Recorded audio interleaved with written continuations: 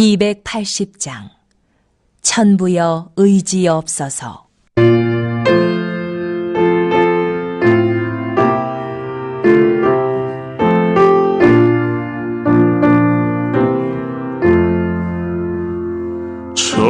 천부여 의지없어서 손들고 옵니다. 주 나를 외면하시면 나 어디 가리까.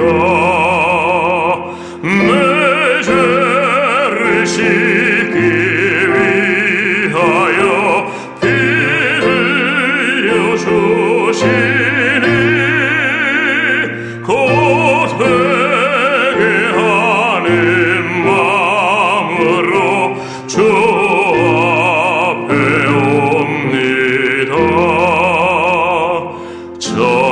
전부터 계신 주께서 영죽을 죄인을 보혈로 구해 주시니 그 사랑 한없네. 내 죄를 씻기 위하여 피 흘려 주시니 곧 회개하는 마음으로 주 앞에 옵니다.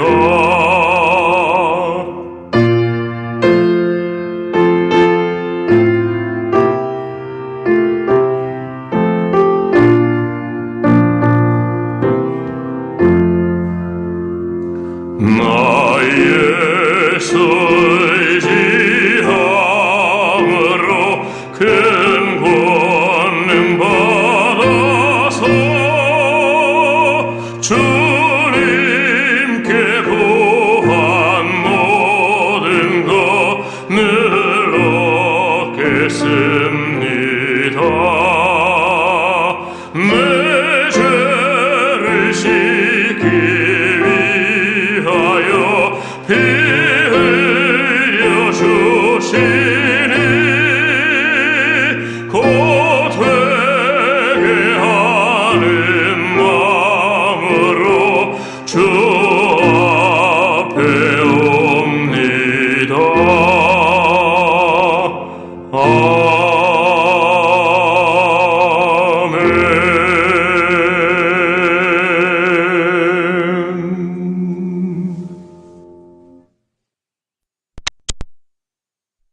In paradiso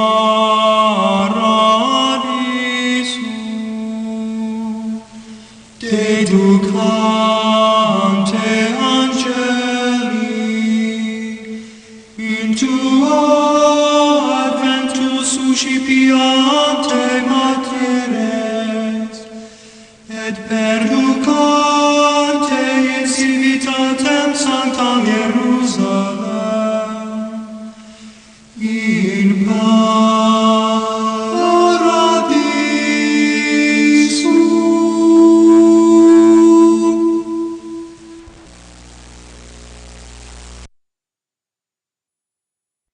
또 이러시되 어떤 사람에게 두 아들이 있는데 그 둘째가 아버지에게 말하되 아버지여 재산 중에서 내게 돌아올 분깃을 내게 주소서 하는지라. 아버지가 그 살림을 각각 나눠 주었더니 그 후 며칠이 안 되어 둘째 아들이 재물을 다 모아가지고 먼 나라에 가 거기서 허랑방탕하여 그 재산을 낭비하더니 다 없앤 후 그 나라에 크게 흉년이 들어 그가 비로소 궁핍한지라 가서 그 나라 백성 중 한 사람에게 붙여 사니 그가 그를 들러 보내어 돼지를 치게 하였는데 그가 돼지 먹는 쥐염 열매로 배를 채우고자 하되 주는 자가 없는지 라이에 스스로 돌이켜 이르되 내 아버지에게는 양식이 풍족한 품꾼이 얼마나 많은가. 나는 여기서 줄여 죽는구나. 내가 일어나 아버지께 가서 이르기를 아버지 내가 하늘과 아버지께 죄를 지었사오니 지금부터는 아버지의 아들이라 일컬음을 감당하지 못하겠나이다. 나를 품꾼의 하나로 보소서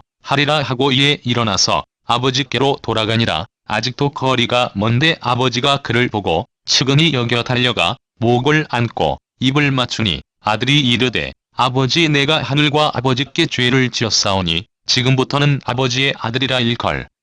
음을 감당하지 못하겠나이다 하나 아버지는 종들에게 이르되 제일 좋은 옷을 내어다가 입히고 손에 가락지를 끼우고 발에 신을 신기라. 그리고 살찐 송아지를 끌어다가 잡으라. 우리가 먹고 즐기자. 이내 아들은 죽었다가 다시 살아났으며 내가 잃었다가 다시 얻었노라 하니 그들이 즐거워하더라. 맏아들은 밭에 있다가 돌아와 집에 가까이 왔을 때의 풍악과 춤추는 소리를 듣고 한 종을 불러 이 무슨 일인가 물은데 대답하되 당신의 동생이 돌아왔음에 당신의 아버지가 건강한 그를 다시 맞아들이게 됨으로 인하여 살찐 송아지를 잡았나이다 하니 그가 노하여 들어가고자 하지 아니하거늘 아버지가 나와서 권한대 아버지께 대답하여 이르되 내가 여러 해 아버지를 섬겨 명을 어김이 없거늘 내게는 염소 새끼라도 주어 나와 내 벗으로 즐기게 하신 일이 없더니 아버지의 살림을 장녀들과 함께 삼켜버린 이 아들이 돌아오매 이를 위하여 살진 송아지를 잡으셨나이다. 아버지가 이르되 얘너는 항상 나와 함께 있으니 내 것이 다 내 것이로되 이내 동생은 죽었다가 살아났으며 내가 잃었다가 얻었기로 우리가 즐거워하고 기뻐하는 것이 마땅하다 하니라.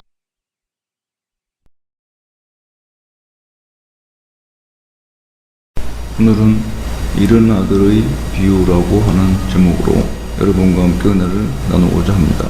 본문을 탕자의 비유라고 부르는 이유는 라틴어 성경에 붙여진 제목에서 번역된 것으로 보여지고 있습니다. 그러나 본문 전체가 잃은 것의 회복이라는 주제로 일관되어 배워야 된다는 점을 감안한다면 탕자의 비유라는 명칭보다는 잃은 아들의 비유라고 하는 것이 더 적절할 것으로 보여집니다.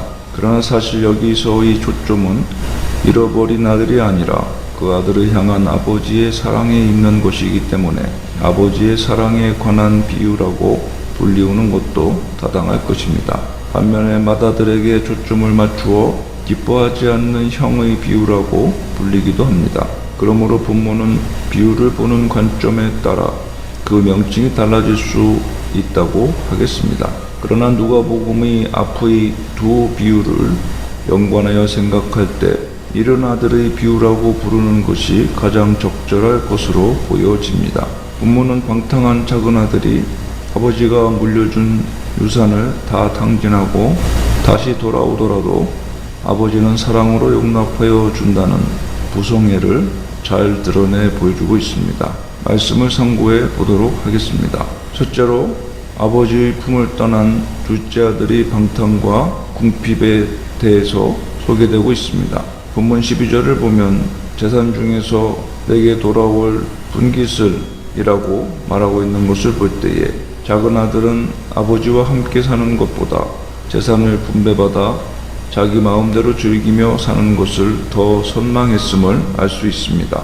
여기서 재산으로 번역된 단어는 원래 본질이라는 의미도 가지고 있습니다. 재산을 나타내는 이러한 용어는 당시 사람들이 재산을 얼마나 소중하며 본질적인 것으로 여겼는지를 잘 드러내주고 있습니다.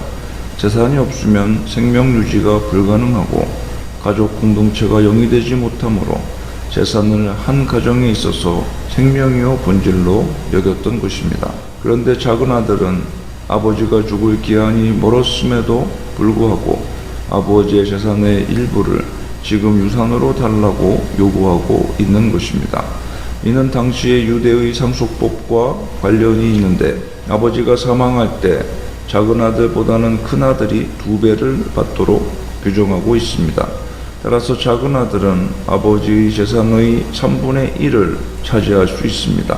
그러나 이 재산의 양도가 아버지가 죽기 전에 이루어질 경우에는 아들들에게 돌아오는 몫은 더욱 적어집니다.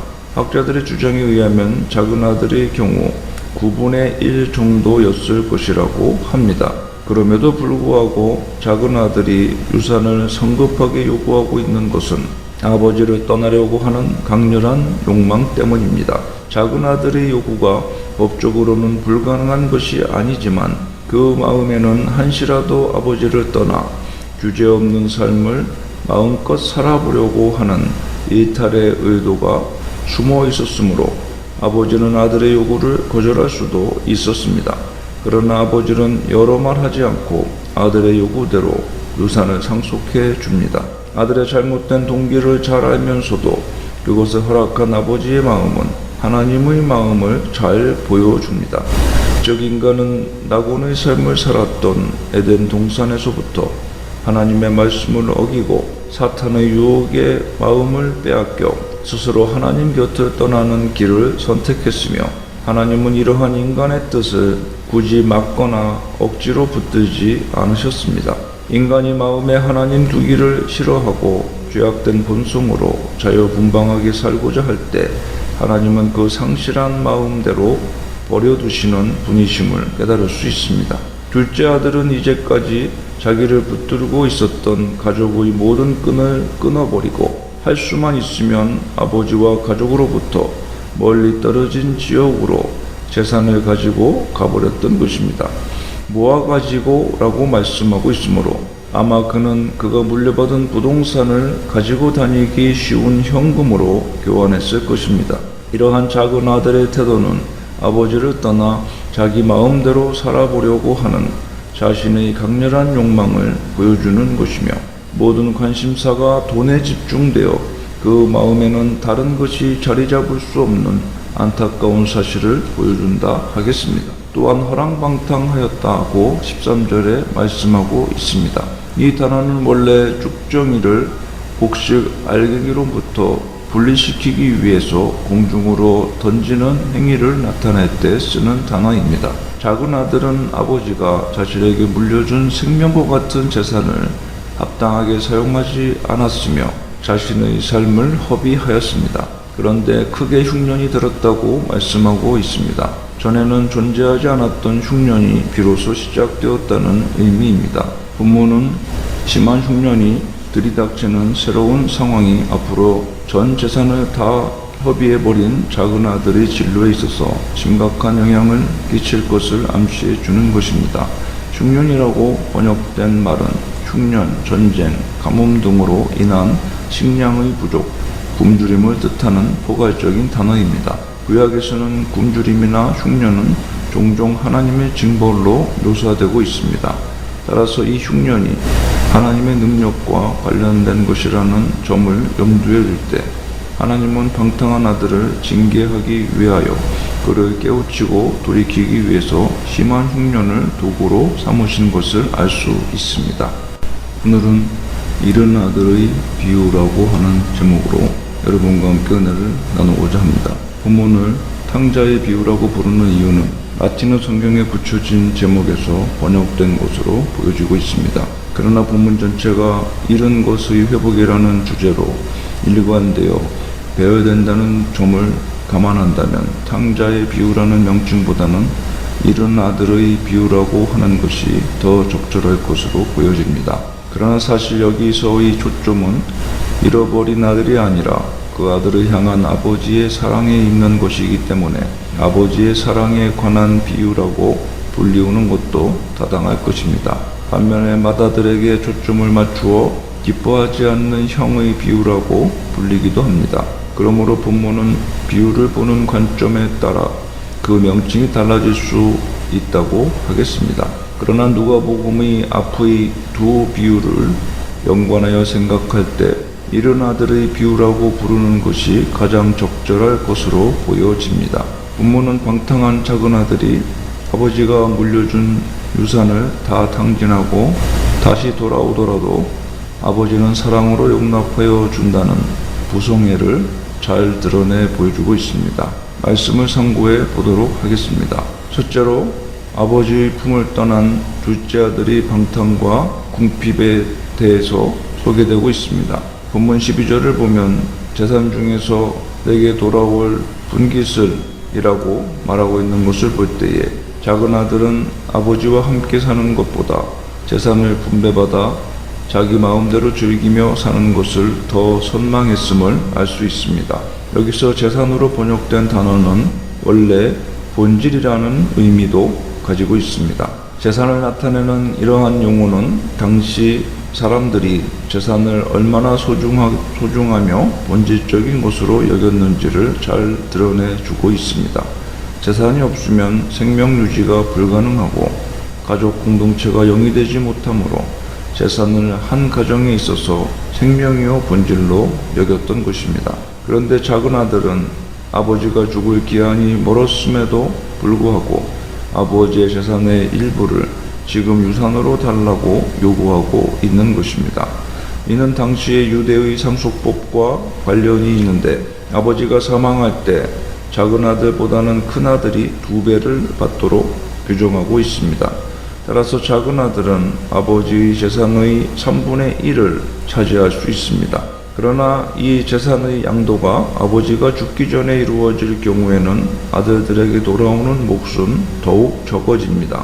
학자들의 주장에 의하면 작은 아들의 경우 9분의 1 정도였을 것이라고 합니다. 그럼에도 불구하고 작은 아들이 유산을 성급하게 요구하고 있는 것은 아버지를 떠나려고 하는 강렬한 욕망 때문입니다. 작은 아들의 요구가 법적으로는 불가능한 것이 아니지만 그 마음에는 한시라도 아버지를 떠나 주제없는 삶을 마음껏 살아보려고 하는 일탈의 의도가 숨어 있었으므로 아버지는 아들의 요구를 거절할 수도 있었습니다.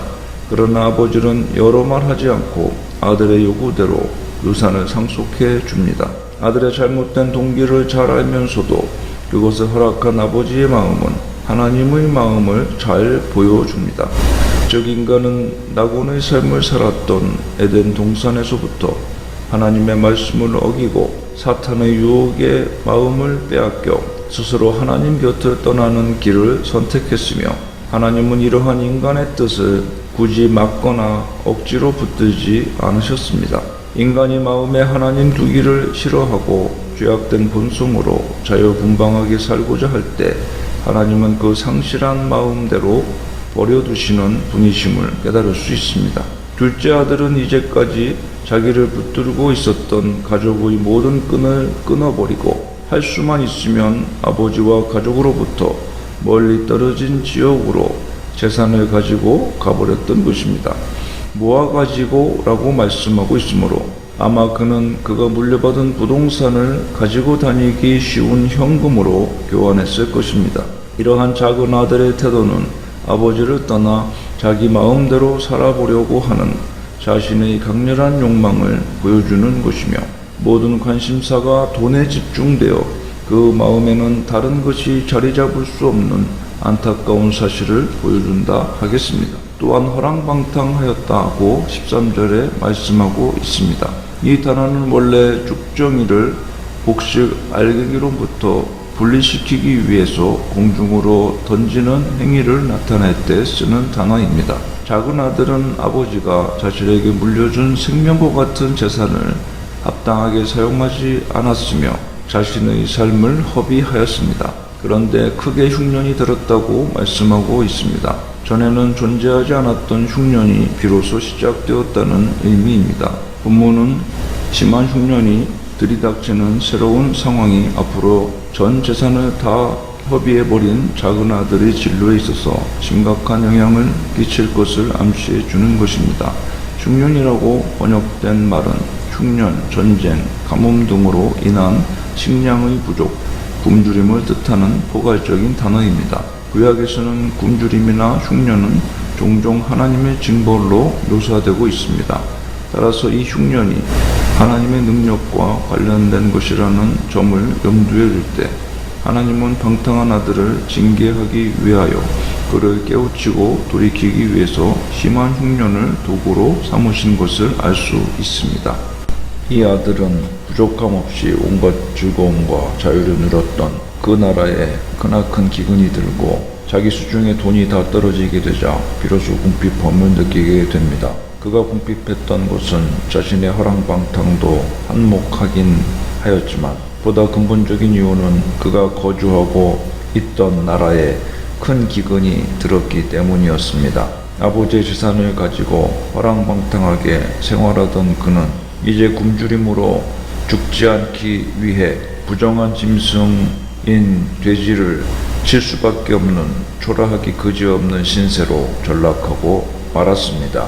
이 아들은 지금 자신이 저지른 숱한 과오의 결과로 고초를 당하고 있는 것입니다. 유대 랍비오의 격언에는 돼지를 사육하는 자는 저주를 받으리라는 말이 있을 정도로 유대인들은 돼지를 혐오했습니다. 그러나 그는 이제 유대인들에게 부정한 짐승으로 여겨지는 돼지까지 치지 않으면 안 될 정도로 최악의 나락으로 굴러떨어지게 된 것입니다. 또한 그는 돼지치는 일을 하면서 급료도 제대로 받지 못했는지 돼지 먹이라도 탐하지 않으면 안 되게 되었습니다.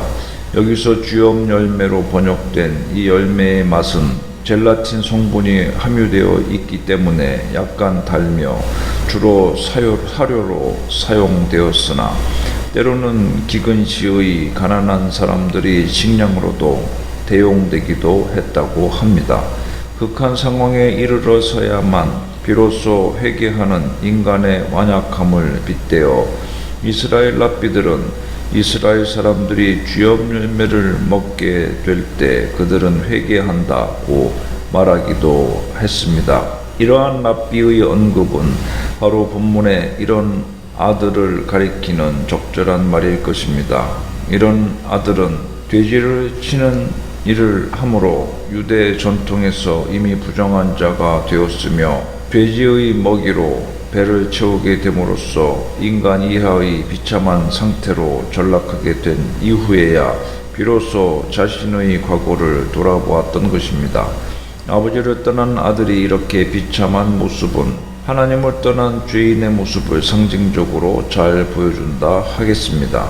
그가 주엽 열매를 얼마나 개걸스럽게 탐했는지를 주엽 열매로 배를 채우고자 하되 라는 말이 보여줍니다. 이는 그가 배를 채우려고 부단히도 원하고 갈망했으며 그 상태가 지속되었음을 보여줍니다. 그러나 그런 사정을 사람들이 알아줄리 만무했고 그래서 그는 계속되는 굶주림을 채울 수 있는 유일한 길은 아버지께로 돌아가는 것밖에 없다는 생각을 하기에 이르렀습니다.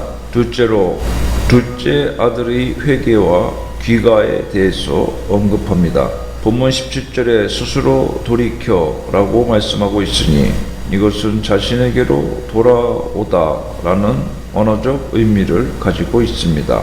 궁핍해지고 비참해진 후에야 비로소 자신의 참모습을 객관적으로 성찰할 수 있게 되었으며 자신이 얼마나 큰 잘못을 하고 있는지를 인식하게 되었다는 사실을 보여주는 것입니다. 그는 생각하였습니다. 아버지의 아들인 자신은 사람들이 먹지 않는 돼지 먹이인 주엽 열매로 배를 채우고자 하는데도 먹을 수 없는 반면에 아버지의 품꾼들은 양식으로 둘러싸여 풍족한 삶을 살고 있는 것입니다. 그로 기근을 만나 궁핍한 가운데 아들에게 양식을 제공할 수 있는 자는 오직 아버지뿐이라는 사실을 깨닫게 되었습니다. 아버지를 떠난 아들은 기근을 만난 그 나라의 백성들로부터 결코 도움을 받을 수 없었습니다. 오직 아버지에게로 돌아가야 도움을 받을 수 있었습니다. 이와 마찬가지로 기근을 만난 아들과 같이 하나님을 떠나 비참하게 사는 사람들에게 그들의 굶주림을 해결할 양식을 줄 수 있는 분은 오직 하나님뿐이십니다. 하나님께는 영원히 줄이지 않는 양식이 있습니다. 그러므로 하나님을 떠나 죄에 빠져 있는 이들마다 하나님께서 주시는 양식을 기억하고 하나님 품으로 돌아가야 하는 것입니다. 내가 일어나 아버지에게 가서라고 본문 18절에 말씀합니다. 아버지께로 돌아가기로 아들은 확고히 결단한 것입니다. 즉 이제까지 모든 잘못된 삶을 철저히 정리하고 새로운 삶을 살기로 다짐한 것입니다. 진정한 회개란 자신의 잘못된 삶의 자리에서 떨쳐 일어나는 것입니다. 아들의 회개는 자신의 처지를 명확하게 인식하는 데서 출발하였습니다. 그는 이대로 계속 가다가는 결국 죽고 말 것이다 라는 절박한 현실을 자각한 것이었습니다. 거기서 그는 아버지의 집을 기억해 내었습니다. 여기서 굶주려 죽기보다는 아버지 집으로 돌아가 차라리 종살이라도 해야겠다고 결심한 것이었습니다. 아들이 아버지께로 돌아가려고 할 때의 심리적인 상태는 하나님께로 돌아가려고 하는 인간의 자세가 어떠해야 하는지를 잘 보여줍니다. 본문은 죄인들이 자신의 죄를 철저하게 인식함으로 하나님께 단호하게 돌아서야 한다는 사실을 상징적으로 보여주고 있는 것입니다. 아들은 아버지여 내가 죄를 얻었사오니 라고 자신의 죄를 고백하고 있습니다. 내가 마땅히 갈 길을 가지 않고 엉뚱한 길로 빠짐으로써 죄를 범했습니다 라는 의미입니다. 이 말은 용서를 구하는 마음으로 자신의 죄를 뉘우치는 것으로서 그가 아버지를 버리고 본국을 떠나 허랑방탕했던 것과 아버지의 재산 처분권조차도 무시한 과거의 행동과 유대인에게 금지된 돼지를 친 사실을 포괄적으로 가리키는 것입니다. 그것은 오직 아버지의 용서로만 회복이 가능하였던 것입니다. 19절에 지금부터는 아버지의 아들이라 일컬음을 감당하지 못하겠나이다. 나를 품꾼의 하나로 보소서 하리라고 말씀합니다. 아들은 법적으로나 도덕적으로 더 이상 아들의 자격을 유지할 수 없음을 스스로 인정하고 있었던 것입니다. 사실 그는 이미 상속분을 다 받았으므로 법적으로도 아무런 권리도 주장할 수 없었습니다. 작은 아들은 하찮은 음식과 의복이라도 이제는 아무런 대가 없이 자신에게 주어질 수 없다는 사실을 깨닫고 있었던 것입니다. 그래서 결국 그는 자신을 품꾼의 하나로 여겨달라고 그의 아버지께 말하려 하는 것입니다. 나를 품꾼의 하나로 보소서라고 19절에 생각합니다. 아버지를 향해 자비와 호의를 베풀어 달라는 간절한 부탁이며 이 부탁은 얼마든지 거절당할 수 있었습니다. 여기서 품꾼이라고 번역된 단어는 임시적으로 고용된 종을 의미하는 용어로서 사실 그는 이제 아버지의 아들도 아니고 종으로 들어갈 수도 없으니 다만 임시 고용인인 날품팔이로 들어가더라도 만족해야 하는 신세였던 것입니다. 집으로 돌아가기로 결심한 작은 아들은 이렇게 날품팔이라도 했으면 하는 희망을 가지고 있었으나 그때까지만 해도 그 희망이 실현될지의 여부도 예측할 수 없었던 것입니다. 이렇게 회개와 결단의 독백을 끝낸 아들은 드디어 그 결심대로 발걸음을 아버지께로 향하여 내딛습니다. 이러한 결단과 신속한 행동은 그의 삶이 희망적일 것이라는 전망을 갖게 해줍니다. 셋째로 아버지의 용서와 기쁨의 잔치에 관해서 기록하고 있습니다. 이러한 전망은 아직 거리가 먼데도 불구하고 아버지가 아들을 보았다는 사실과 측은히 여겼다는 사실로 현실화되었던 것입니다. 아버지는 남루하고 초췌한 아들의 모습을 보며 측은히 여겼던 것입니다.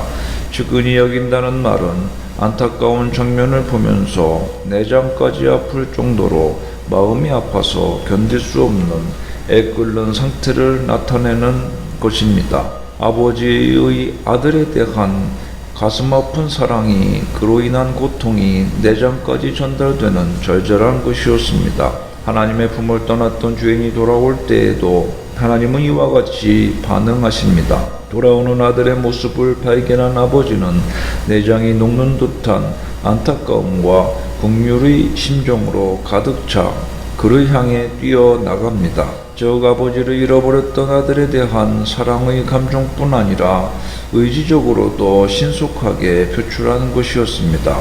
이성적으로 생각하자면 아버지의 뜻을 거역하고 걱정만 안겨주었던 그 아들에 대해 용서는커녕 화를 내며 등을 돌릴 수도 있는 일이었습니다. 더욱이 아버지가 이와 같이 아들에게 달려나가는 것은 유대의 관습으로 볼 때는 있을 수 없는 일이었습니다. 특히 나이 많은 사람일 경우 이 같은 일은 통념상 금지되었습니다. 그러나 이런 아들의 비유에 등장하는 아버지는 자신의 품 위에도 아랑곳하지 않고 아들을 향해 뛰어나갔습니다. 이렇던 아들에 대한 인습을 초월하는 아버지의 무조건적인 사랑과 용서가 감격적으로 나타나는 대목인 것입니다. 입을 맞춘이라는 말은 몇 번이고 입을 맞췄다는 뜻입니다. 많이 입을 맞췄다는 뜻입니다. 아버지는 채통과 치면을 무시하고 아들에게로 달려갔으며 그에게 품위 있게 한 번만 키스한 것이 아니라 몇 차례 계속해서 입을 맞춘 것입니다. 그러나 이러한 아들에 대한 아버지의 입맞춤은 단순한 인사나 환영의 의무만은 아니었습니다. 그것은 용서와 받아들임을 의미하는 것이었습니다. 지금부터는 아버지의 아들이라 일컬음을 감당치 못하겠나이다 라고 21절에 아들은 고백합니다. 둘째 아들은 결심한 대로 아버지께로 돌아왔고 결단한 대로 진실한 마음을 회개하며 아버지 앞으로 나아왔습니다. 아들은 이제 자신의 아버지를 아버지라 부르지 못하고 주인으로 인식하고 부르고 있는 것입니다. 본문의 아버지라고 번역된 단어는 주인이라는 의미로 볼 수 있는 2인칭 단수 소유격 대명사이기 때문입니다. 즉 아들에게 있어서 아버지는 예전의 아버지가 아니었습니다. 회개하고 다시 돌아온 아들의 자의식 속에는 아버지가 주인으로 인식되기 시작한 것이었습니다. 그런데 집을 나갔던 아들과 감격 속에 상봉한 아버지는 재빨리 신속하게 아들의 옷을 빨리 준비하라는 아버지의 다급한 명령을 내립니다. 이 명령은 분명 아들이 말하고 있는 도중에 그 말이 마치기도 전에 다급하게 종들에게 내린 명령인 것입니다.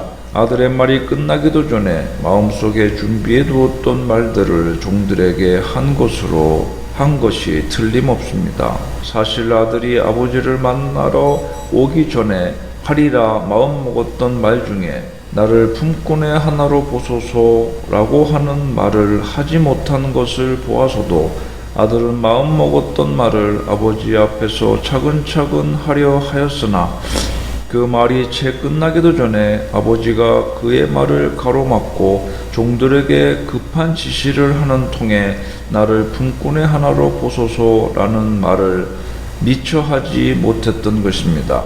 빨리로 시작되는 아버지의 이 말에는 아들을 1분 1초라도 더 빨리 깨끗하게 단장하여 집으로 맞아들이려는 뜨거운 부성애가 녹아있는 것입니다.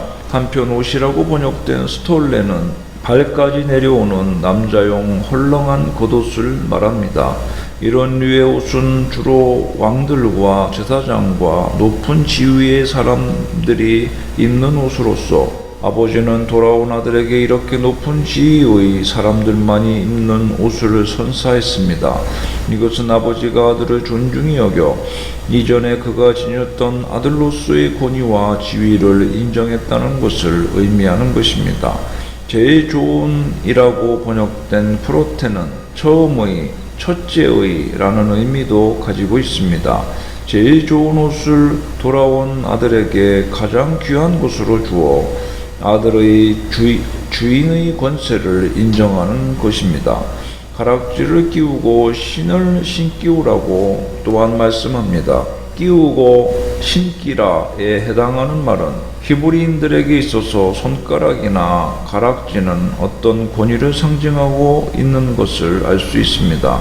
본문에 언급된 가락지도 아버지의 재산과 권위를 이어받는 상속자로서의 자격을 상징한다고 볼 수 있습니다. 고로 아버지가 아들에게 반지를 끼웠다는 사실은 아버지의 재산을 상속받을 권위를 아들에게 준 것으로 이해할 수 있는 것입니다. 신을 신기라는 말은 샌달을 의미하는 것으로 고대인들에게 신발은 자유인의 표시였습니다. 당시 종들은 맨발로 생활하였고 또한 손님이 집에 들어오면 신발을 벗게 되었기 때문에 집안에서 신발을 신는다는 것은 주인임을 의미합니다. 그러므로 신을 신기었다는 것은 아버지는 종살이하던 먼 나라에서부터 맨발로 돌아온 아들을 집을 나가기 전과 같은 주인의 지위로 회복시켜 준 것으로 보여줍니다.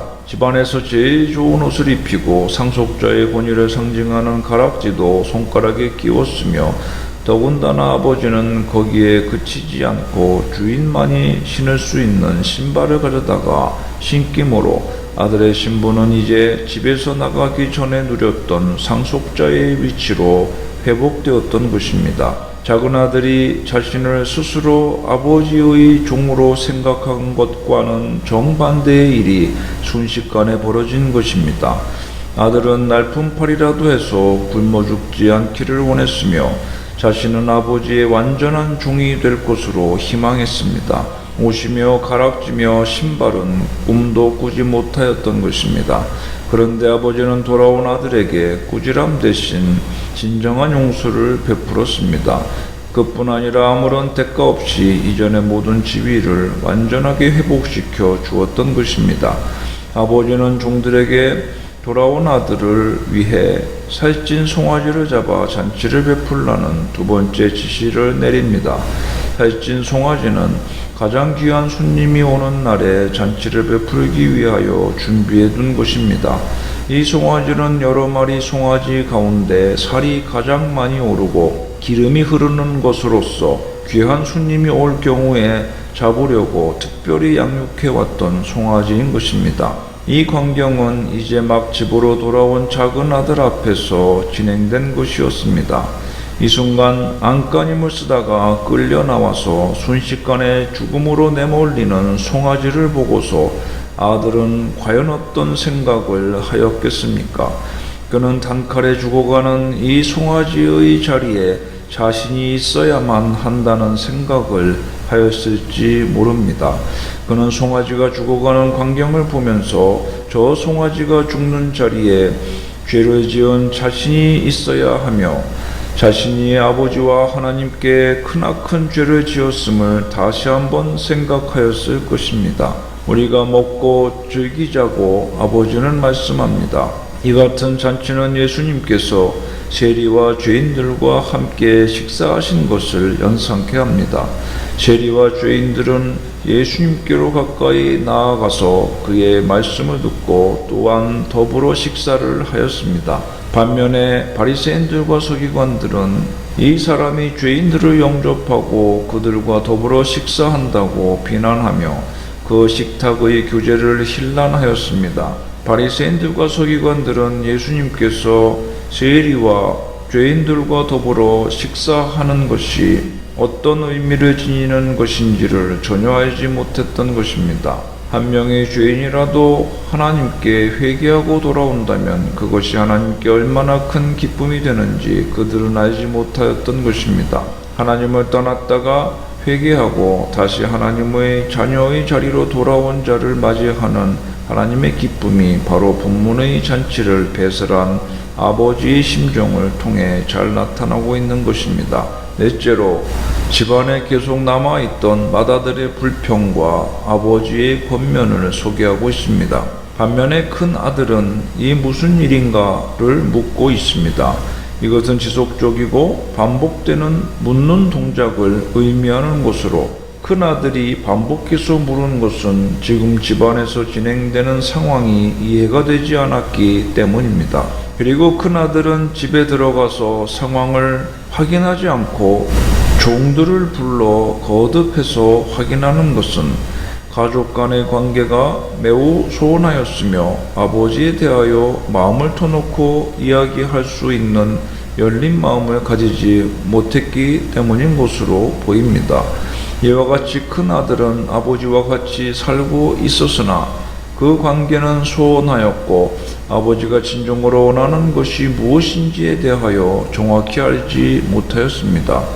이러한 큰 아들이 상징하고 있는 것은 바리새인과 서기관들로서 하나님을 잘 알고 있다고 자부하는 사람들이었습니다.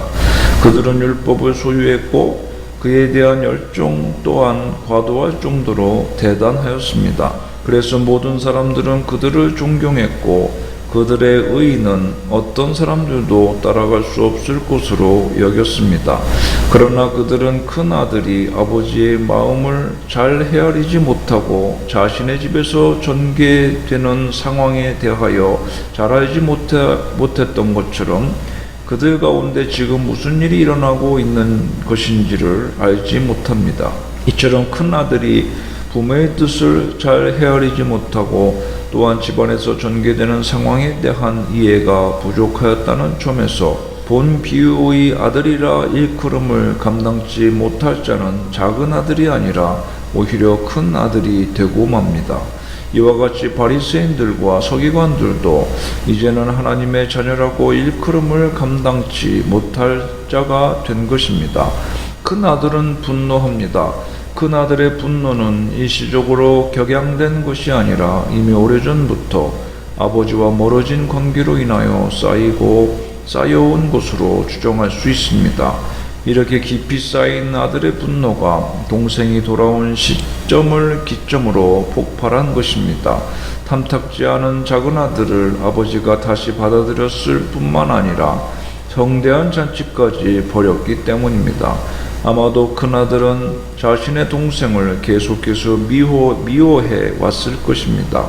그의 생각에는 동생은 아버지께 해를 끼쳤으며 아버지의 재산을 허랑방탕하게 허비한 아들이었습니다. 그런 그가 멀쩡하게 돌아왔다는 사실이 큰아들은 더욱 분노하게 했을 것입니다. 또한 한편 큰아들은 동생이 돌아와서 아버지가 자신에게 상속한 재산을 다시 빼앗을 수도 있다는 위험을 느꼈을지도 모릅니다. 밭에서 일을 끝낸 큰아들이 집으로 돌아오는 것은 당연한 것이었습니다. 그러나 못마땅한 동생 때문에 그는 집에 들어오기를 계속해서 거부하고 있습니다. 이것은 큰아들이 작은아들을 얼마나 원망하고 깊이 미워했는지를 보여줍니다. 이와 같이 바리새인들과 서기관들은 세리와 죄인들을 매우 미워하고 멸시하였습니다. 그들은 자신들이 지키는 율법과는 거리가 먼 사람들이었고 민족의 배신자들이었으므로 결코 하나님 나라의 친백성이 될 수 없다고 생각했던 것입니다. 큰아들은 동생에게 성대한 잔치를 베풀어 준 데 대한 부당성과 자신에게 정당한 대우를 해주지 않은 데 대한 서운한 감정을 아버지에게 노골적으로 묘사합니다. 그는 아버지를 섬겼다라고 말씀합니다. 이것은 순종하다, 복종하다, 노예가 된다, 종처럼 섬긴다라는 의미를 가지고 있으며 큰아들은 아버지를 섬기되 종처럼 섬겼다는 사실을 지적하고 있습니다. 아버지는 분명 그를 아들로 생각하고 있었지만 그는 종으로서 아버지를 섬긴 것이었습니다. 그런 의미에서 큰아들은 충실한 종이나 노예였지 아들은 아니었다고 할 수 있습니다. 아버지를 아버지로 여기지 않고 상전으로 여기고 있던 큰아들은 자신의 의의를 내세웠습니다. 그의 의의는 아버지를 종처럼 섬겼다는 것이었습니다. 큰아들의 이와 같은 주장은 마치 바리새인들과 서기관들의 자랑과도 흡사합니다. 그들은 하나님의 율법을 얼마나 열심히 준수하는지를 자주 내세웠습니다. 율법을 지키되 종처럼 지킨 것입니다. 명을 어김이 없거늘이라고 그는 말합니다. 아버지가 명한 것을 지켰다는 사실을 얼마나 큰 의의로 여겼는지를 어김이 없으되 라고 하는 말에서 잘 보여줍니다. 큰아들은 아버지를 종이라는 굴레 안에서 섬겼던 것입니다. 큰아들이 아버지에게 화를 내는 이유는 두 가지로 요약되는데 아버지가 동생을 편애한다는 것입니다.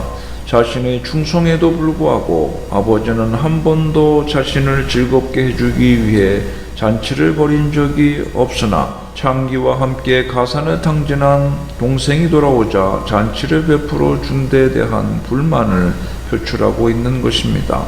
이런 점으로 미루어 보아 큰아들은 불쌍한 처지에 있었던 동생을 전혀 이해하려고 하지 않았던 것이 틀림없습니다. 둘째, 아버지의 처사가 공의에 어긋난다는 것입니다.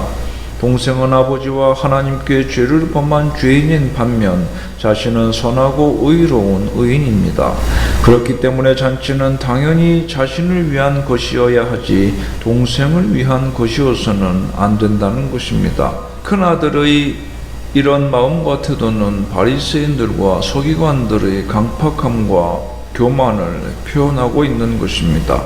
그런데 창기와 함께 먹어버린이라고 하는 말에서 볼 수 있듯이 작은 아들은 유산을 챙겨 허랑방탕하며 그 재산을 허비하였으나 그것이 여러 창녀들과 함께 재산을 탕진한 것이었는지는 확실하지 않습니다. 그럼에도 불구하고 창기와 함께 먹어버린이라고 하는 형의 질타는 자기 심중에 은밀하게 간직해 두었던 욕망의 표출로서 큰아들이 몸은 집에 있어 아버지의 명을 지키고 종처럼 그를 섬겼지만 그 마음은 동생과 같이 먼 나라에 나가서 창녀들과 더불어 가산을 탕진하고 싶었다는 것을 반영해 주는 것으로 생각해 볼 수 있겠습니다. 만일 그렇다면 작은 아들뿐 아니라 큰 아들도 잃어버린 아들 탕자가 되는 셈입니다. 아버지는 내 것이 다 내 것이로 돼 라는 말로 큰아들을 위로합니다. 문제는 큰아들이 이것을 누리지 못하였다는 데 있습니다. 큰아들은 스스로 아버지의 노예 혹은 종으로 인식하였고 아버지의 명을 지키되 종이 주인의 말을 지키는 것과 같은 엄격함으로 지켰습니다. 큰아들과 아버지의 관계는 그러나 원만한 것이 아니었음이 분명합니다. 그러나 아버지는 여전히 큰아들을 아들아 라고 부릅니다. 그는 당당한 상속자입니다. 즉 그의 동생이 돌아온다 하여도 그 권리에는 아무런 영향이 없습니다. 그런데도 큰아들은 별다른 근거 없이 아버지를 비난하고 동생에게 적의를 표출하고 있는 것입니다. 이러한 큰아들을 향해 아버지는 지금 작은아들이 돌아왔어도 큰아들의 상속권은 분명히 지켜진다는 사실을 밝히고 있는 것입니다. 사랑하는 성도 여러분, 아버지를 멀리 떠나 허랑방탕하다 돌아온 작은아들은 결국 우리 이방인의 모형이었습니다. 불신앙과 죄악 속에서 살던 우리를 그리스도를 통해 자녀로 삼아주신 하나님의 은혜에 감사합시다. 또 장남은 하나님의 진리와 사랑을 상실한 유대 종교인들의 모형이었습니다. 그들은 하나님 아버지가 그리스도를 통해 죄인들을 구원하시려는 구속의 섭리에 대해 무지했습니다. 우리는 본문을 통해 진정한 신앙인은 하나님의 사랑을 기반으로 삼아야 하는 것임을 새삼 깨닫습니다. 하나님과 그리스도의 사랑에 굳게 뿌리박고 그 사랑을 실천하는 것이 우리 성도의 특권이요 의무라는 사실을 늘 염두에 두고 행하는 자들이 됩시다. 기도합시다. 하나님, 돌아온 탕자와 같은 우리를 그리스도의 십자가의 은혜와 한량없으신 하나님 아버지의 사랑으로 용서하여 주시고 자녀로 삼아주심을 감사를 드립니다. 이 하나님의 크신 사랑과 놀라운 그리스도의 십자가 대속의 은혜에 감격하여 이 구원의 복음을 만나는 사람들마다 증거할 수 있는 증인의 삶을 살게 하소서.